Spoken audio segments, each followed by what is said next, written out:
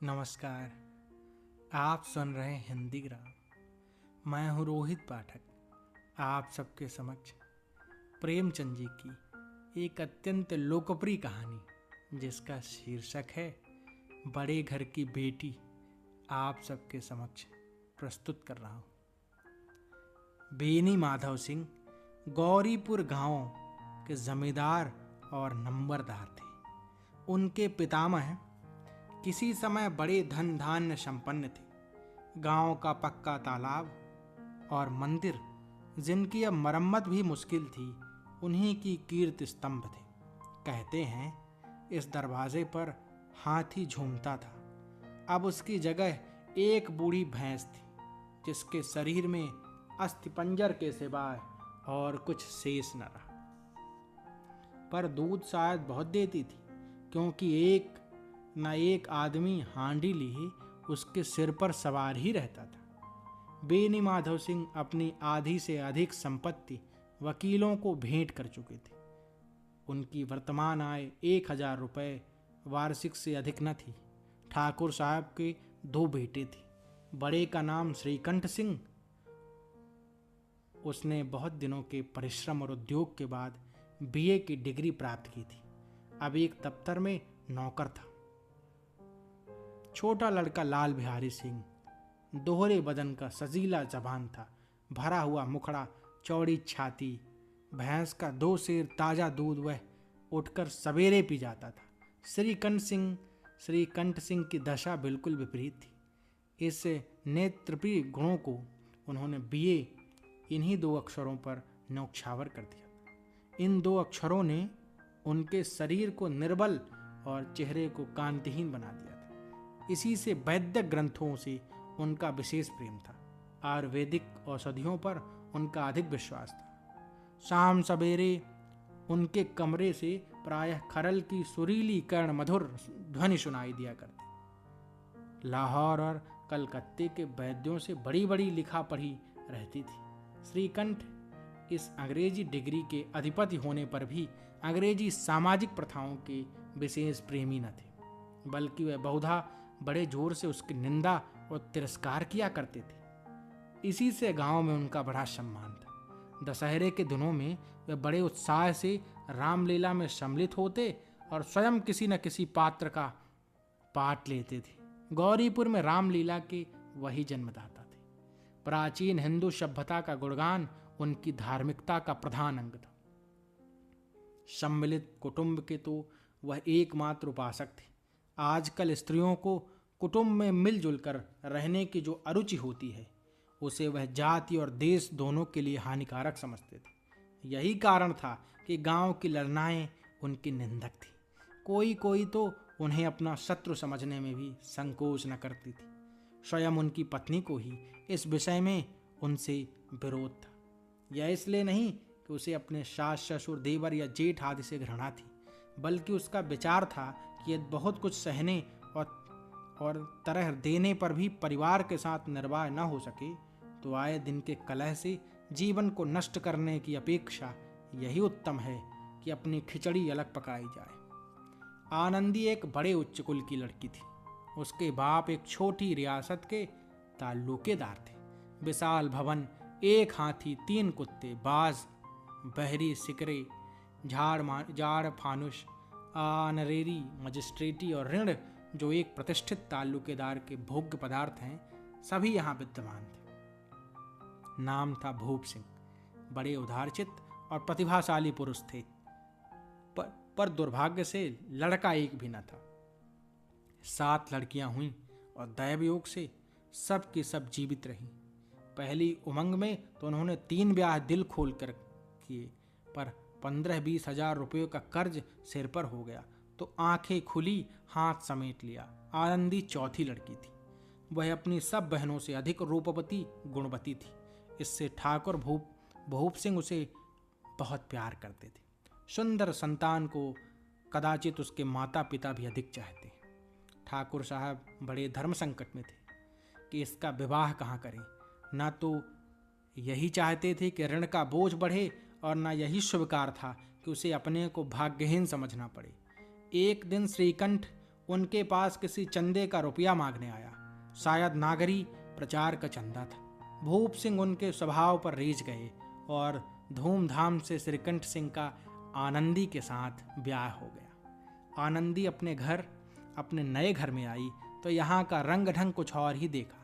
जिस टीम टाम की उसे बचपन से आदत पड़ी हुई थी, वह यहाँ नाम मात्र को थी। हाथी घोड़ों का तो कहना ही क्या, कोई सजी हुई सुंदर बहली तक ना थी। रेशमी स्लीपर साथ लाई थी, पर यहाँ बाग कहाँ। मकान में खिड़कियां तक नहीं थी, न जमीन पर फर्श, न दीवार पर तस्वीरें। यह एक सीधा साधा देहाती गृहस्थ का मकान था, किंतु आनंदी ने थोड़े ही दिनों में अपने को इस नई व्यवस्था की ऐसा अनुकूल बना लिया कि मानो उसने विलास के सामान कभी देखे ही न थे। एक दिन दोपहर के समय लाल बिहारी सिंह 2 चिड़िया लिए हुए आया और भावज से बोला, जल्दी से पका दो, मुझे भूख लगी है। आनंदी भोजन बनाकर उसकी राह देख रही थी। अब वह नया व्यंजन बनाने बैठी। हांडी में देखा तो घी पाव भर से अधिक न था। बड़े घर की बेटी किफायत क्या जाने, उसने सब घी मांस में डाल दिया। लाल बिहारी खाने बैठा तो दाल में घी न था। बोला, दाल में घी क्यों नहीं छोड़ा? आनंदी ने कहा, घी सब मांस में पड़ गया। लाल बिहारी जोर से बोला, अभी परसों घी आया है, इतना जल्दी उठ गया? आनंदी ने उत्तर दिया, आज तो कुल पाव भर रहा होगा, वह सब मैंने मांस में डाल दिया। जिस तरह सूखी लकड़ी जल्दी से जल उठती है, उसी तरह क्षुधा से बावला मनुष्य जरा जरा सी बात पर तिनक जाता है। लाल बिहारी को भावज की यह ढिठाई बहुत बुरी मालूम हुई। तिनक कर बोला, मैके में तो चाहे घी की नदी बहती हो, स्त्रियां गाली सह लेती हैं, मार भी सह लेती, पर मैके की निंदा उससे नहीं सही जाती। आनंदी मुंह फेर कर बोली, हाथी मरा तो 9 लाख का, वहां इतना घी नित्य नाई का हार खा जाते हैं। लाल बिहारी जल गया, थाली उठाकर पलट दी और बोला, जी चाहता है जीभ पकड़ कर खींच लो।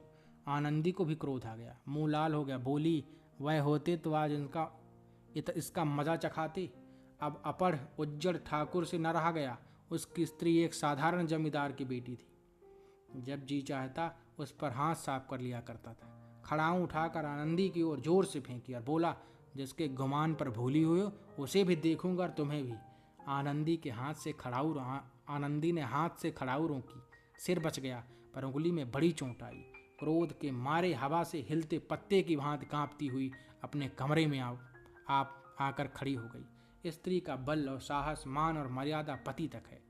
उसे अपने पति के ही बल और पुरुषत्व का घमंड होता है। आनंदी खून का घूंट पीकर रह गई। श्रीकंठ सिंह शनिवार को घर आया करते थे। बृहस्पति को यह घटना हुई थी। 2 दिन तक आनंदी कोप भवन में रही, न कुछ खाया न पिया, उसकी बाट देखती रही। अंत में शनिवार को वह नियमानुकूल संध्या समय घर आए और बाहर बैठकर कुछ इधर उधर की बातें, कुछ देश काल संबंधी समाचार तथा कुछ नए मुकदमों आदि की चर्चा करने लगे। यह वार्तालाप 10 बजे रात तक होता रहा। गांव के भद्र पुरुषों को इन बातों में ऐसा आनंद मिलता था कि खाने पीने की भी शुद्ध न रहती थी। श्रीकंठ को पिंड छुड़ाना मुश्किल हो जाता था। ये 2-3 घंटे आनंदी ने बड़े कष्ट से काटे। किसी तरह भोजन का समय आया, पंचायत उठी, एकांत हुआ तो लाल बिहारी ने कहा, भैया आप जरा भाभी को समझा दीजिएगा कि मुंह संभाल कर बातचीत किया करें, नहीं तो एक दिन अनर्थ हो जाएगा। बेनी माधव सिंह ने बेटे की ओर से साक्षी दी, हाँ, बहू बेटियों का यह स्वभाव अच्छा नहीं कि मर्दों के मुंह लगे। लाल बिहारी, वह बड़े घर की बेटी है तो हम भी कोई कुर्मी का हार नहीं। श्रीकंठ ने चिंतित स्वर से पूछा, आखिर बात क्या हुई? लाल बिहारी ने कहा, कुछ भी नहीं, यूं ही आप उलझ पड़ी। मैके के सामने हम लोगों को कुछ नहीं समझती नहीं। श्रीकंठ खा पी कर आनंदी के पास गए। वह भरी बैठी थी। यह हजरत भी कुछ तीखे थे। आनंदी ने पूछा, चित्त तो प्रसन्न है? श्रीकंठ बोले, बहुत प्रसन्न है, पर तुमने आजकल घर में यह क्या उपद्रव मचा रखा है? आनंदी के त्योरियों पल पल पड़ गए। जुझलाहट के मारे बदन में ज्वाला सी दहक उठी। बोली, जिसने तुमसे यह आग लगाई है उसे पाऊं तो मुँह झुलस दूं। श्रीकंठ, इतनी गर्म क्यों होती हो? बात तो कहो। आनंदी, क्या कहूँ, यह मेरे भाग्य का फेर है, नहीं तो गंवार छोकरा जिसको चपरासगिरी करने का भी शऊर नहीं, मुझे खड़ाऊ से मार कर यूं ना करता। श्रीकंठ, सब हाल साफ साफ कहो। तो मालूम हो, मुझे तो कुछ पता नहीं। आनंदी, परसों तुम्हारे लाडले भाई ने मुझसे मांस पकाने को कहा। घी हांडी में पाव भर से अधिक न था, वह सब मैंने मांस में डाल दिया। जब खाने बैठा तो कहने लगा, दाल में घी क्यों नहीं है। बस इसी पर मेरे मैके को भला बुरा कहने लगा। मुझसे न रहा गया। मैंने कहा कि वहाँ इतना घी तो नाई कहार खा जाते हैं और किसी को जान भी नहीं पड़ता। बस इतनी सी बात पर इस अन्यायी ने मुझ पर खड़ाऊ फेंक मारी। यदि हाथ से न रोक लूँ तो सिर फट जाए। उसी से पूछो मैंने जो कुछ कहा वह सच है या झूठ। श्रीकंठ की आंखें लाल हो गईं। बोले, यहाँ तक हो गया। इस छोकरे का यह साहस। आनंदी स्त्रियों के स्वभाव अनुसार रोने लगी, क्योंकि आंसू उनकी पलकों पर रहते। श्रीकंठ बड़े धैर्यवान और शांत पुरुष थे। उन्हें कदाचित ही कभी क्रोध आता था। स्त्रियों के आंसू पुरुषों की क्रोधाग्नि भड़काने में तेल का काम देते हैं। रात भर करवटें बदलते रहे। उद्विग्नता के कारण पलक तक नहीं झपकी। प्रातःकाल अपने बाप के पास जाकर बोले, दादा, अब इस घर में मेरा निवाह न होगा। इस तरह की विद्रोहपूर्ण बातें कहने पर श्रीकंठ ने कितनी ही बार अपने कई मित्रों को आड़े हाथों लिया था, परंतु दुर्भाग्य आज उन्हें स्वयं में ही बातें अपने मुंह से कहनी पड़ी। दूसरों को उपदेश देना भी कितना सहज है। बेनी माधव सिंह घबरा उठे और बोले, क्यों? श्रीकंठ, इसलिए कि मुझे भी अपनी मान प्रतिष्ठा का कुछ विचार है। आपके घर में अब अन्याय और हठ का प्रकोप हो रहा है। जिनको बड़ों का आदर सम्मान करना चाहिए वे उनके सिर चढ़ते हैं। मैं दूसरों का नौकर ठहरा, घर पर रहता नहीं, यहाँ मेरे पीछे स्त्रियों पर खड़ाऊ और जोतों की बौछार होती है। कड़ी बात पर चिंता नहीं, कोई एक की दो कह ले, वहाँ तक मैं सह सकता हूँ, किंतु यह कदापि नहीं हो सकता कि मेरे ऊपर लात घूंसे पड़े और मैं दम न मारूं। बेनी माधव सिंह कुछ जवाब न दे सके। श्रीकंठ सदैव उनका आदर करते थे। उनके ऐसे तेवर देखकर बूढ़ा ठाकुर अबाक रह गया। केवल इतना ही बोला, बेटा, तुम बुद्धिमान होकर ऐसी बातें करते हो। स्त्रियां इस तरह घर का नाश कर देती हैं। उनको बहुत सिर पर चढ़ाना अच्छा नहीं है। श्रीकंठ, मैं इतना जानता हूँ, आपके आशीर्वाद से ऐसा मूर्ख नहीं हूँ। आप स्वयं जानते हैं कि मेरे ही समझाने बुझाने से इसी गांव में कई घर संभल गए, पर जिस स्त्री का मान प्रतिष्ठा का ईश्वर के दरबार में उत्तरदाता हूँ, उसके प्रति ऐसा घोर अन्याय और पशुवत व्यवहार मुझे असह्य है। आप सच मानिए, मेरे लिए यही कुछ कम नहीं है कि लाल बिहारी को कुछ दंड नहीं देता। अब बेनी माधव सिंह भी गरमाए। ऐसी बातें और न सुन सकें, बोले, लाल बिहारी तुम्हारा भाई है, उससे जब कभी भूल चूक हो उसके कान पकड़ो। लेकिन श्रीकंठ, लाल बिहारी को मैं अपना भाई नहीं समझता। बेनी माधव सिंह, स्त्री के पीछे?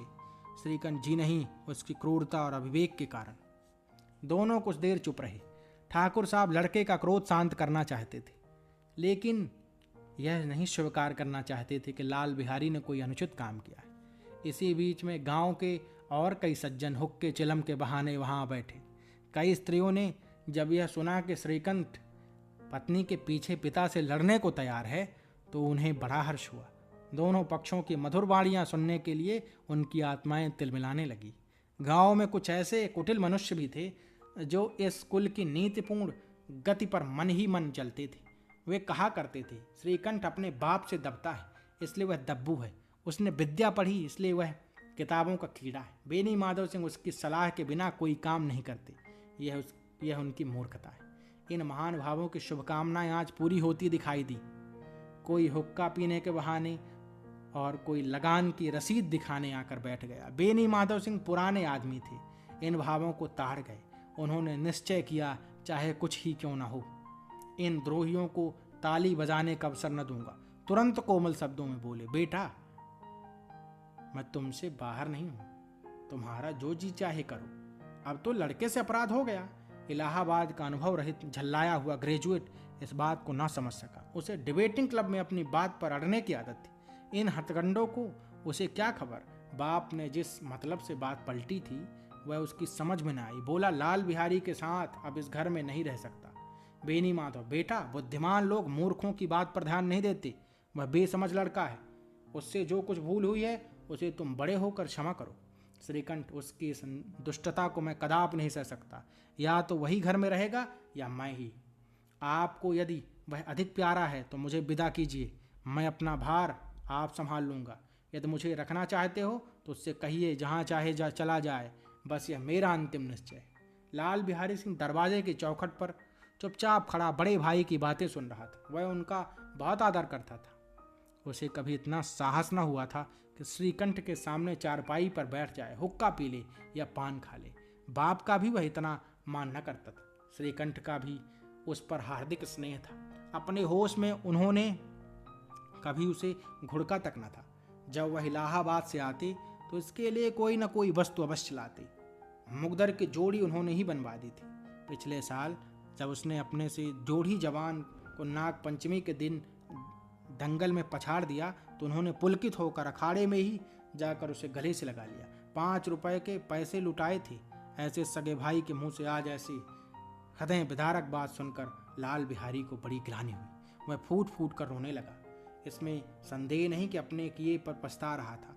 भाई के आने से एक दिन पहले उसकी छाती धधकती थी कि देखूं भैया क्या कहते हैं, मैं उनके सम्मुख कैसे जाऊंगा, उनसे कैसे बोलूंगा, मेरी आंखें उनके सामने कैसे उठेंगी। उसने समझा था कि भैया मुझे बुलाकर समझा देंगे।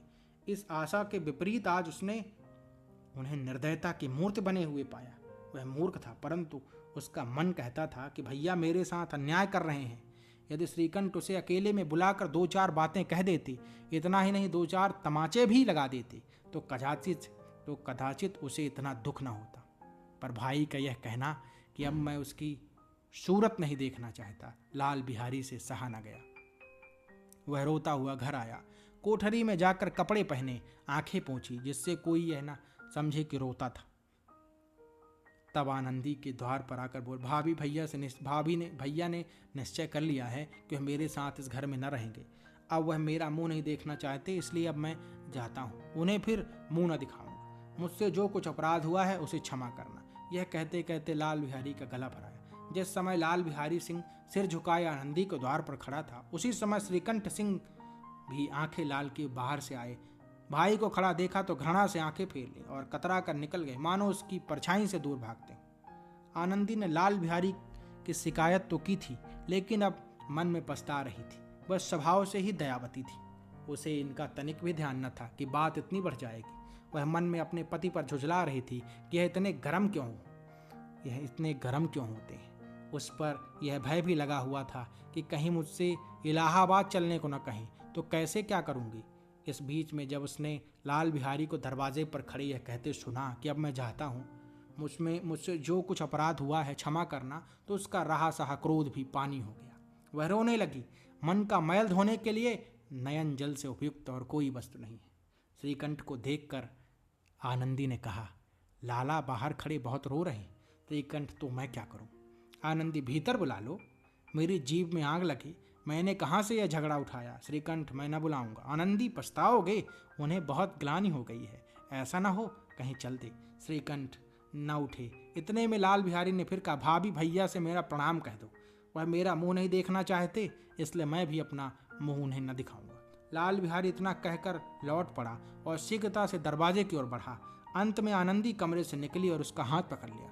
लाल बिहारी ने पीछे फिरकर देखा और आंखों से आंसू भरे बोला, मुझे जाने दो। आनंदी, कहाँ जाते हो? लाल बिहारी, जहाँ कोई मेरा मुंह न देखे। आनंदी, मैं न जाने दूंगी। लाल बिहारी, मैं तुम लोगों के साथ रहने योग्य नहीं। आनंदी, तुम्हें मेरी सौगंध, अब एक पग भी आगे न बढ़ाना। लाल बिहारी, जब तक मुझे यह न मालूम हो जाए कि भैया का मन मेरी तरफ से साफ हो गया है, तब तक मैं इस घर में कदापि न रहूंगा। आनंदी, मैं ईश्वर को साक्षी देकर कहती हूँ कि तुम्हारी ओर से मेरे मन में तनिक भी मैल नहीं। अब श्रीकंठ का हृदय भी पिघला। उन्होंने बाहर आकर लाल बिहारी को गले लगा लिया। दोनों भाई खूब फूट कूट कर रोए। लाल बिहारी ने सिसकते हुए कहा, भैया अब कभी मत कहना कि तुम्हारा मुंह न देखूंगा। इसके सिवा आप जो दंड देंगे मैं सहर्ष स्वीकार करूंगा। श्रीकंठ ने कांपते हुए स्वर से कहा, लल्लू, इन बातों को बिल्कुल भूल जाओ, और ईश्वर चाहेगा तो फिर ऐसा अवसर ना आवेगा। बेनी माधव सिंह बाहर से आ रहे थे। दोनों भाइयों को गले मिलते देखकर आनंद से पुलकित हो गए। बोल उठे, बड़े घर की बेटियां ऐसी ही होती हैं। बिगड़ा हुआ काम बना लेती हैं। गांव में जिसने यह वृत्तांत सुना उसी ने इन शब्दों में आनंदी की उदारता को सराहा। बड़े घर की बेटियां ऐसी ही होती हैं। आपने इस कहानी को बड़े ध्यान और धैर्य के साथ सुना, इसके लिए बहुत बहुत धन्यवाद।